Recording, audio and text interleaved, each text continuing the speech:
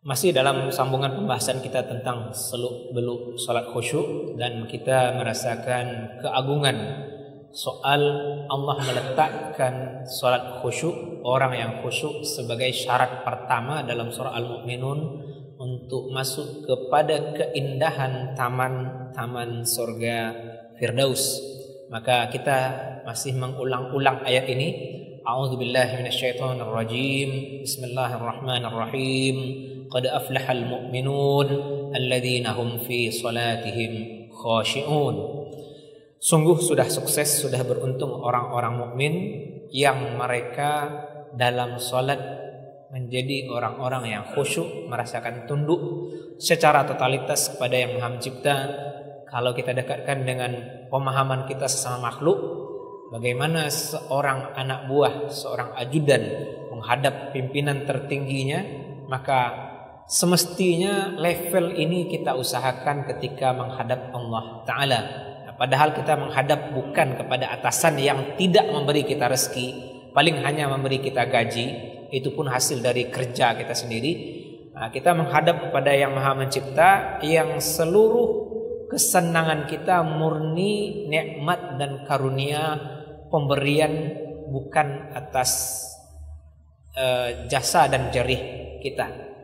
Bapak Ibu, semoga kesadaran ini menggugah kita untuk rasa khusyuk. Pertemuan ini kita masuk kepada membahas rasa yang kita hadirkan di waktu sujud. Untuk menyambungkan, kita kait kembali posisi i'tidal di pertemuan terdahulu, bahwasanya harapan kita dalam ruku' dengan kita sudah merendah kepada Tuhan, Allah angkat kita, dan di sanalah kita bersyukur, sehingga ada lafaz pujian waktu kita i'tidal. Nah, tersungkurnya kita bersujud ini menurut bahasa Al-Ghazali adalah proses tajdid, memperbaharui rasa merendah kembali kepada Tuhan. Sehingga di sujud memang prinsipnya adalah meninggikan Tuhan. Sehingga riwayat terpendek yang dibaca waktu sujud adalah Subhana Rabbiyal A'la. Maha sucilah Allah yang paling atau yang maha tinggi.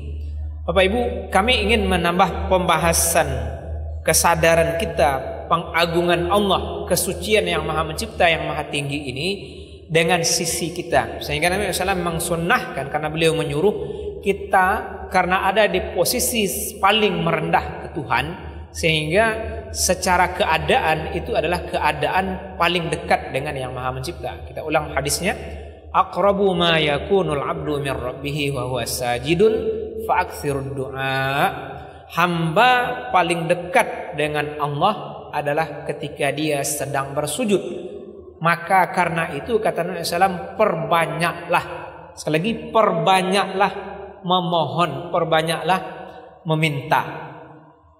Maka di sini kita garis bawahi pendapat para ulama, terutama ulama menegaskan doa terbaik yang dibaca waktu sujud adalah doa yang ma'thur berdasarkan riwayat hadis Nabi Muhammad sallallahu alaihi wasallam. Maka di sujud doa terbaik adalah doa Nabi, doa yang kita dapat diajar oleh Nabi Muhammad SAW. Maka di sini tidak bagus kita membaca doa dari Al-Quran. Ulama memakruhkan berdasarkan hadis membaca Al-Quran ketika rukuk dan sujud. Maka dalam makna itu berarti juga doa dari Al-Quran tidak dibaca dalam sujud.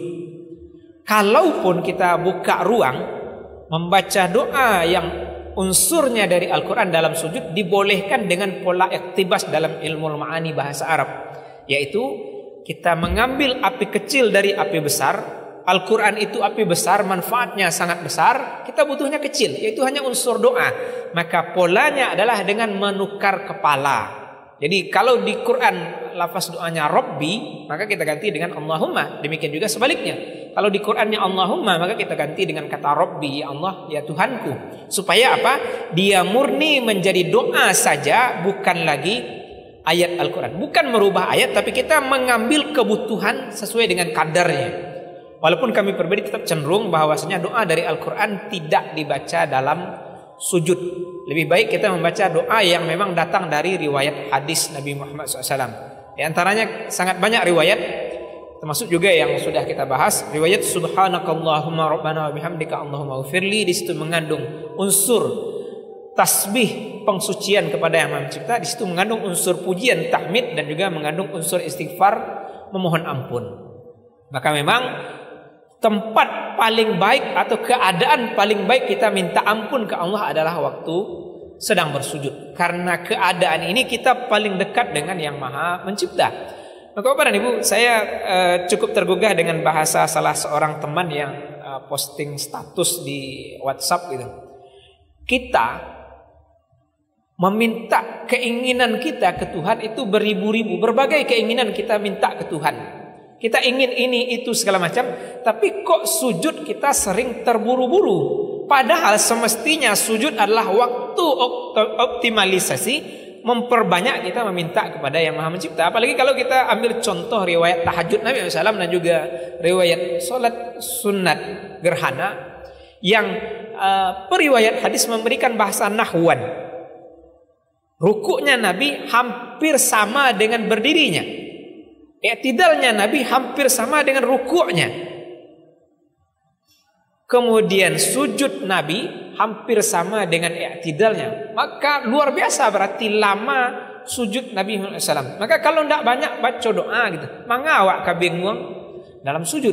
Walaupun memang ada pilihan memperbanyak lafaz tasbih dan tahmid ini. Boleh kita ulang subhana rabbiyal a'la ini sampai 7 kali. Nah, itu bagi imam.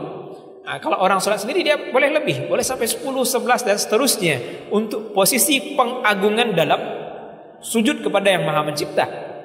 Tapi tentu saja di sini memperbanyak doa adalah kesempatan yang dahsyat dan agung. Kita merasakan merendah kepada Yang Maha Mencipta, maka suka Allah dengan keadaan itu. Dengan keadaan yang disukai ini, berbagai proposal permohonan kita naikkan kepada Yang Maha Mencipta. Maka kita bisa baca doa dari Nabi, misalnya Allahumma inna nas'alukal huda wat tuqa wal afafa wal ghina, karena itu datang dari hadis. Ya Allah, kami mohon kepada Engkau diberi petunjuk, diberi sifat takwa, diberi sifat iffah, menjaga kehormatan diri, dan juga diberi sifat kaya atau merasa cukup. Nah, ini sangat penting kalau doa kita dikabulkan. Orang mungkin menurut sebagian manusia kaya, tapi dia tidak punya jiwa kaya.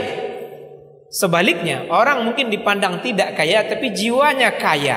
Dia merasa cukup, merasa sudah bersyukur dengan yang Allah beri kepadanya. Doa ini termasuk mungkin yang salah satu bagus kita baca dalam sujud. Selain juga banyak sekali doa-doa dari Nabi SAW yang bagus juga kita baca dalam sujud. Nah, kita sambung. Habis sujud kita duduk di antara dua sujud. Ini adalah pola rojak kembali. Orang ngangkat diri dari posisi kerendahan adalah sifat rojak, sifat harap. Semoga dengan kita merendah ke Tuhan ini, kita sudah layak untuk memohon. Maka di riwayat hadis, duduk di antara dua sujud juga kembali diajarkan berdoa. Ada riwayat Rabbighfirli warhamni wajburni warfa'ni warzuqni wahdini wa'afini wa'fu anni. Juga ada riwayat Rabbighfir warham watajawaz amma ta'lam. Semuanya adalah prinsip harapan kita, rojak kita kepada Yang Maha Mencipta, karena kita sudah merendah. Di merendah tadi kita bertasbih meninggikannya, maka semoga di posisi duduk ini permohonan kita sudah layak untuk diajukan. Walaupun memang dalam fikih di garis bawahi, duduk di antara dua sujud itu tidak dalam kadar yang lama. Kadarnya hampir sama dengan tasyahud awal. Nah, habis itu sesudah penuh rojak harapan ini, kita kembali tunduk kepada Allah Ta'ala tersungkur. Kami ingin menggarisbawahi di sini bahasa Imam Ghazali sebagai unsur riyadhah atau latihan kita di salat khusyuk. Masjid-masjid kita, termasuk masjid kita secara khusus Jabal Rahmah ini, sudah masuk kategori masjid yang mewah. Kita sholat sudah di lantai yang ditinggikan dari tanah. Kita sholat sudah di masjid yang disemen berkeramik, ditambah lagi sajadah hijau yang tebal. Ini suasana yang sangat nyaman untuk sebuah kesenangan duniawi sebenarnya. Maka untuk khusyuk kita butuh latihan di luar itu. Latihannya adalah standar Masjid Nabawi zaman Nabi, bahwasanya lantai masjid hanya tanah pasir. Jadi bagus kita sesekali mencoba, silahkanlah kita cari pekarangan depan atau belakang rumah kita, karena memang dulu sudah kita bahas bahwasanya untuk khusyuk lebih baik kita sholat di kegelapan, karena semakin banyak nampak mataku macam dan masuk ke pikiran. Jadi kita sholat di kondisi gelap, habis isya misalnya sholat sunat sebagai latihan khusyuk itu. Di kondisi gelap langsung di tanah, kita bersihkan dulu tanah ini, kita yakin tidak ada najis, maka di sana kita bersujud. Kenapa? Supaya kita berkesadaran diri, kita datang dari tanah dan akan kembali ke tanah. Sehingga kita dapati Syekh Sabiq rahimahullah dalam kitab Fiqh Sunnah membolehkan ketika menyiramkan air di pusara kuburan sesudah mayat ditimbun, itu dibaca 3 kali siraman air. Dan ini mengingatkan kita soal akhirat. A'udzubillahi minasyaitonirrajim. Minha khalaqnakum 1, wa fiha nu'idukum 2, wa minha nukhrijukum taratan ukhra. Kali ketiga. Kesadaran ini semestinya kita rasakan di waktu sujud. Nah, maka untuk latihannya adalah memang menempelkan jidat kita yang kadang membuat sombong ini sejajar dan menyentuh tanah, karena kita akan pulang ke sana. Dari tanah kami menciptakan kamu, kata Allah, ke dalam tanah kami kembalikan, dan dari tanah nanti kami bangkitkan lagi. Maka Bapak dan Ibu, ini adalah latihan untuk salat khusyuk. Bisa kita lakukan pribadi-pribadi, dan kita dengar beberapa tarekat sudah melakukan itu. Bagaimana mereka melatih para muridnya, musyrif melatih muridnya untuk merasakan salat khusyuk dengan langsung menempelkan jidat yang kadang sombong ini ke tanah. Nah, walaupun tentu saja latihan salat khusyuk tidak harus seperti itu. Dengan di masjid seperti ini juga bisa. Tinggal lagi mungkin suasana lampu yang diredupkan, karena memang suasana redup lebih syahdu dan lebih menjadikan kita tunduk kepada Yang Maha Mencipta. Bapak dan Ibu, inilah keadaan kita di duduk antara sujud dan juga sujud itu sendiri. Nah, nanti habis ini tentu ada fase pengulangan di rakaat kedua, 3 dan 4 sebagai usaha kita yang merasa tidak cukup kita selesai hanya dengan 1 rakaat. Maka menurut ulama fikih, salat khusyuk harus diusahakan di level usaha sempurna. Maka walaupun di salat sunat witir boleh 1 rakaat, tapi ulama fikih menggarisbawahi sebaiknya witir paling sempurna itu adalah 3 rakaat.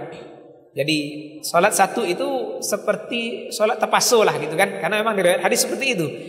Kalau orang ini baru salat genap 2-2-2 begitu, kemudian dia takut orang azan subuh, maka dia witir 1 rakaat saja. Itu bahasa yang kita pahami dari hadis. Maka kalau mau menyempurnakan witir sebaiknya 3 rakaat. Karena prinsip pengulangan, kita ulang Al-Fatihah, kita ulang ruku, kita ulang sujud, itu semakin menggugah untuk khusyuk. Dengan waktu kita potong di sini. Insya Allah akan kita sambung nanti pembahasan tasyahud kalau Allah berikan kelapangan dan umur. Demikian, semoga bermanfaat. Subhanakallahumma bihamdika nasyhadu an la ilaha illa anta nastaghfiruka wa natubu ilaik. Amin ya rabbal alamin. Assalamualaikum warahmatullahi wabarakatuh.